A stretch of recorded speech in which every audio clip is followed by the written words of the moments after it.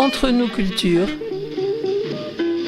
Traite négrière ou commerce triangulaire? Nous en parlons avec Michael Augeron, maître de conférence en histoire moderne et contemporaine à l'Université de La Rochelle.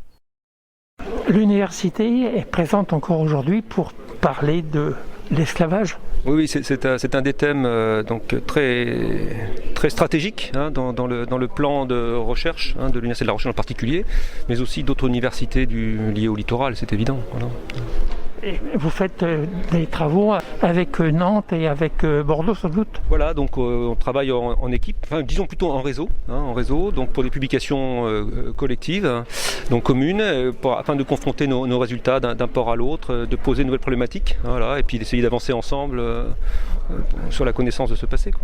On a encore des choses à découvrir? On a encore beaucoup de choses à découvrir. C'est un thème qui est loin d'être exploré. C'est d'autant plus qu'il est somme toute assez récent en matière de recherche. Les premiers travaux datent des années 1980-90, et c'est surtout depuis une bonne dizaine d'années que la recherche est accélérée dans ce domaine. Donc maintenant, on a plusieurs universités qui en ont fait un thème porteur. Voilà, en matière de recherche, voire de recherche appliquée, par justement la diffusion des connaissances auprès du grand public. Et les étudiants sont très intéressés encore?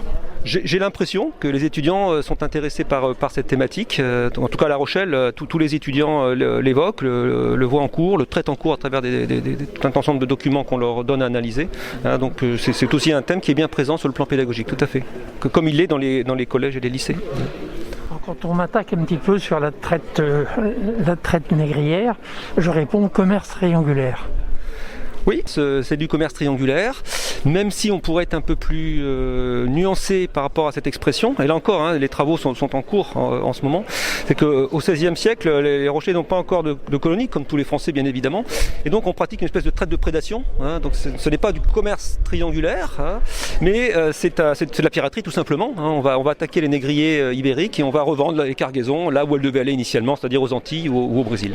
Voilà. Monsieur, je vous remercie beaucoup. De rien, merci à vous. Entre nos cultures.